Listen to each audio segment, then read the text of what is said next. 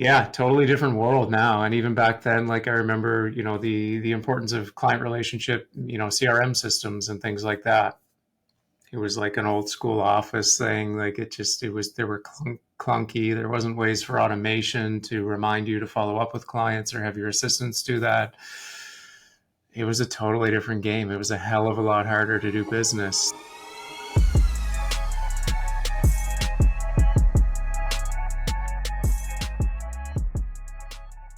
Thank you for listening to the Interesting People You Meet podcast. This podcast is sponsored by Newground Financial. Newground Financial is a full-service investment and insurance brokerage firm that specializes in employee benefit plans, corporate insurance, and retirement planning.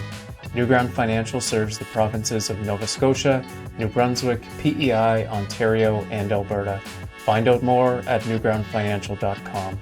Thank you for liking, sharing, and commenting on the Interesting People You Meet podcast across all of your favorite listening platforms, including Apple Podcasts, Spotify, and YouTube. By doing so, you are ensuring that more great people just like you have the opportunity to hear from our guests. Thank you, and enjoy the show.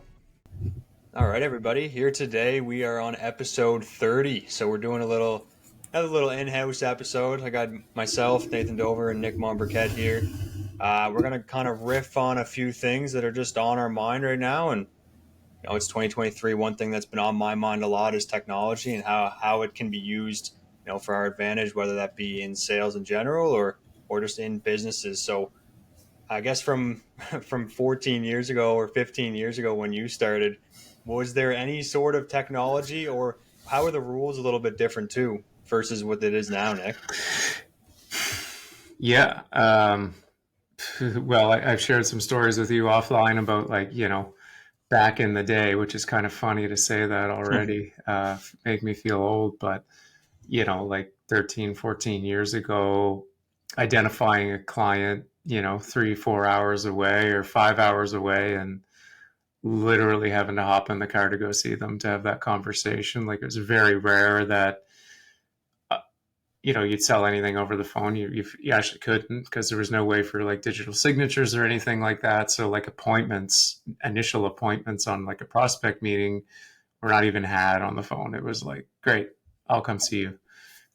I remember at that time I was living in Charlottetown in Prince Edward Island in Canada and having, a client in Nova Scotia driving 3.5 hours for like 2 appointments and then cooking at home. Or I remember one time driving like from Dartmouth, Nova Scotia to St. John, New Brunswick for 2 appointments in one day and back. And if anyone knows that distance, that's like crazy.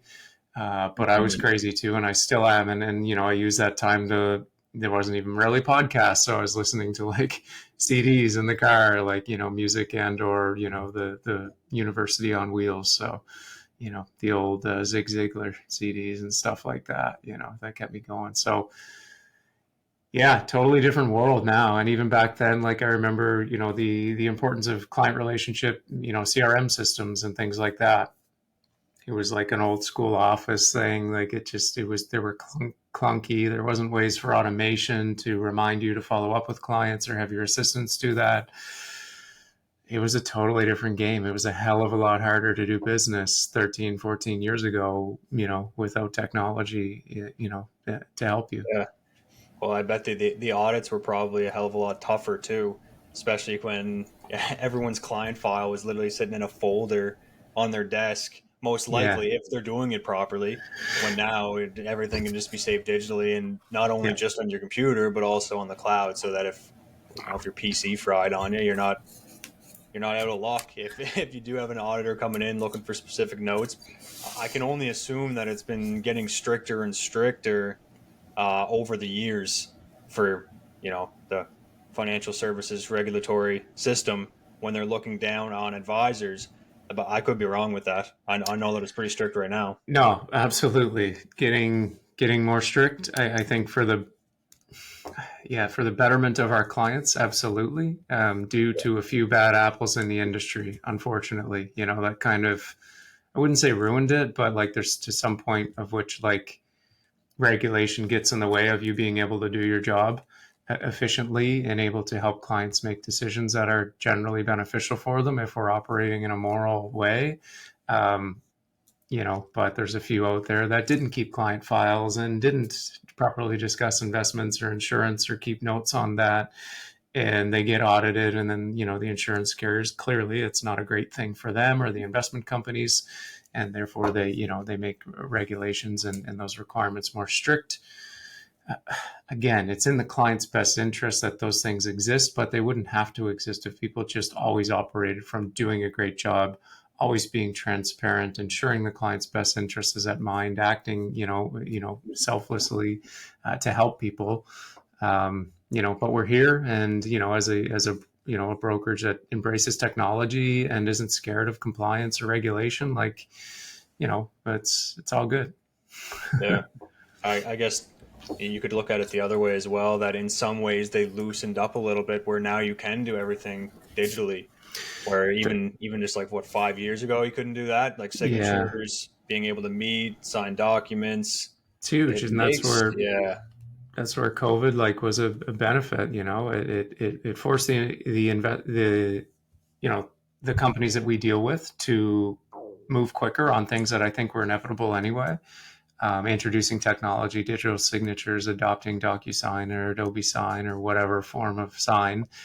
So then we can meet like this with clients and, verify identity and all that and do everything right, but, have them sign, from the comfort of their home, in the provinces that we're licensed in. So that's huge. It's amazing. That allowed Newground at that time to go, oh, we don't only have to work in Atlantic Canada and driving distance. Now we're in Ontario and Alberta and other, hopefully soon to be other provinces, Mhm. because we don't necessarily have to make that trip every time we need to see a client.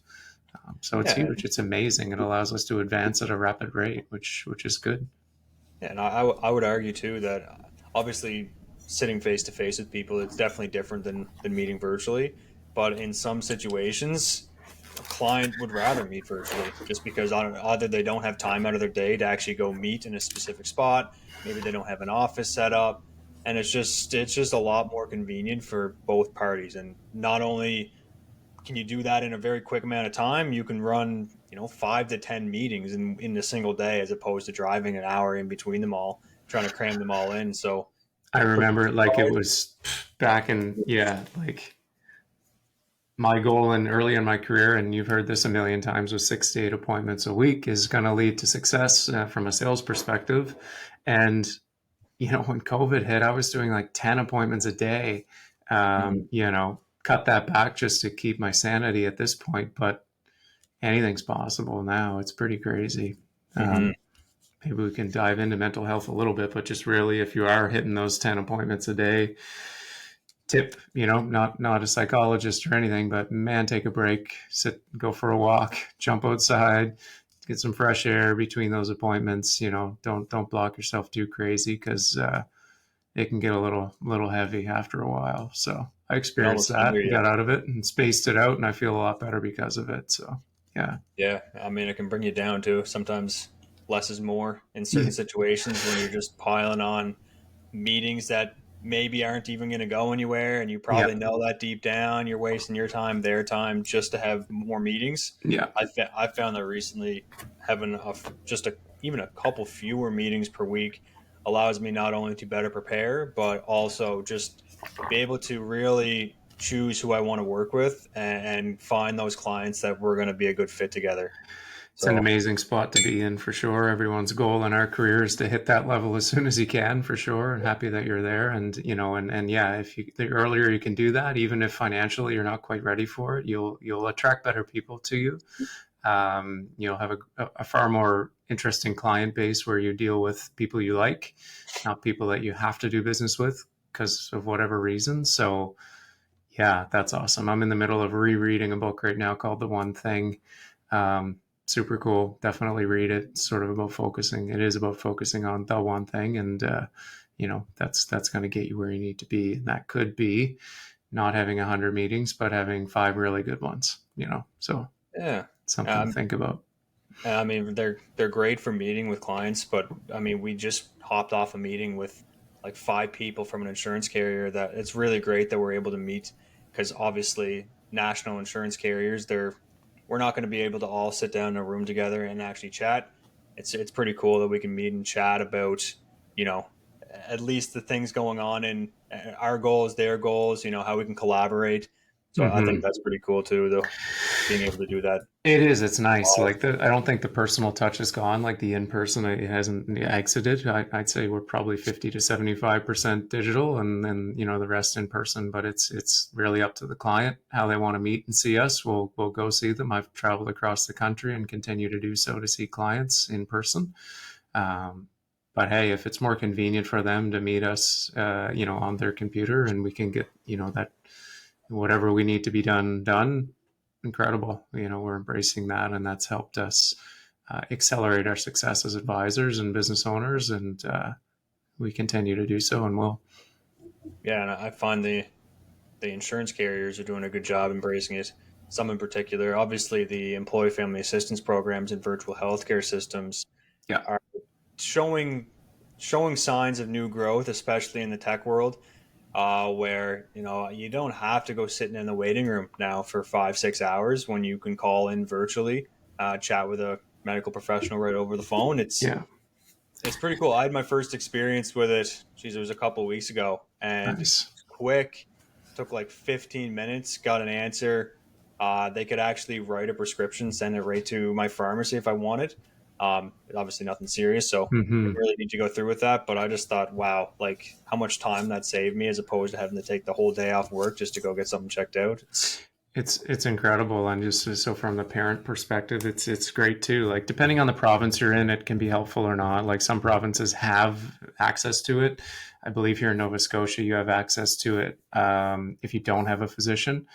Before it used to be everyone during COVID. They've kind of changed it a bit, but even if you do have access to it, you still have to wait. I've heard that anyway. So the virtual healthcare on a benefits program or an individual health plan, yeah, from my experience, has been almost same day meetings, so there's no waiting. I have a general practitioner that I go see if I need to see him for something more serious, or that I need actual physical for, or my family. But like if the kids are waking up and they're sniffy or something, or it's just an acute issue that you don't necessarily need a physical for, don't wait in traffic. Don't go to a walk-in clinic. You can do this 24/7 and meet with a nurse practitioner or a physician, digitally. It's incredible. I wish I would have thought to start those companies. But anyway, Everything's kudos to those who did. all just done right through the phone now. Even Yeah. even your benefits card. There's no more paper cards. I mean, technically speaking, there is still paper cards and people still Yeah. do use them, but for the most part, most of the insurance carriers, at least the major ones, all have their own app. So when you're just first enrolling into the benefits plan, you first off sign up directly through an email. You download the app, all your information's right there on the app. If there was no direct billing or something like that came up, basically just take a photo of your receipt, money's back in 24 to 48 hours in most cases. So that's pretty cool. Long gone are the days where you have to mail in your receipts. Don't see your money for a couple of weeks. Yeah. That's, What's crazy is there's still people who do that, I know. Yeah. and they're ill advised by their Yeah. their advisor. Please look over the fence.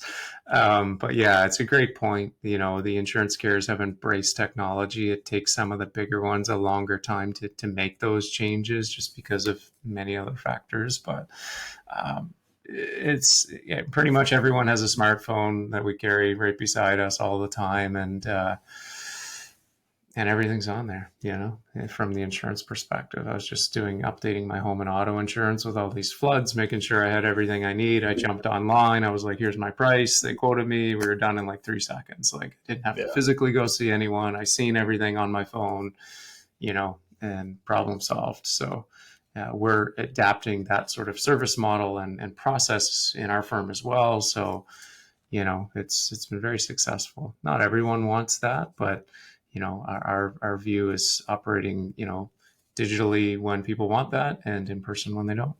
It's Yeah. okay. Still have No, cars.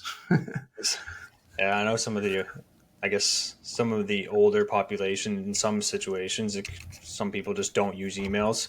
Yeah. Uh, and then from a plan administrative perspective, I guess we actually touched on this before, but I mean, the technology has been huge in starting a new benefits plan in terms of ease of use. It does all the heavy lifting for you now. You don't even really need to chase around anybody to get the enrollment forms all signed. So unless of course they do a paper copy. But digital Yeah. enrollment is big time. It's incredible too. Some of the other tools that we have access to, like say on the financial planning side or retirement planning, is the ability to collaborate with clients on their information. So things change, salaries change, goals change, and whatnot. And so we're using softwares where uh, we, as the advisor, can manipulate the information according to the client's goals, and then they have the ability to log in whenever they want and see their statements, to be able to update some of that information that I just mentioned to make sure that we're always on the same page. So it's a way to communicate without having to, meet 100 different times, for one little thing and inconvenience a client. Whereas at their fingertips, we can collaborate as a team to advise them and help them on their merry way. So I think that's Yeah, awesome. I mean, tech is certainly helping the insurance industry in a good way. Very interesting to see what it's going to look like in 5 years' time with all the new AI and all the other advancements that are going to be made. I'm sure it's going to be a totally different world. I'm sure they'll be yeah, very much more youthful, I guess, than it is now as well. I feel like a lot of people just won't be able to keep up with the tech. I agree. Yeah, you're going to need, as a firm, need to be attached to someone who is really techie, or an organization that's embracing it. Um, and I think organizations like ours are going to have to be niche down specialists and have individuals on the team that go deep in all of these, verticals, rather than trying to be the generalist. I don't think that's going to work, and I'm not quite sure how it's working now for most who still are, at least to a successful way. And a firm needs to be successful like ours in order for us to be able to have time to help our clients.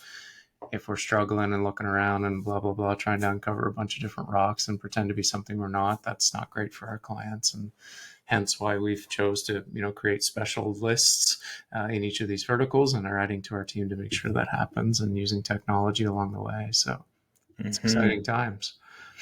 Yeah. Well, geez, we covered a lot in 15 minutes We here. did.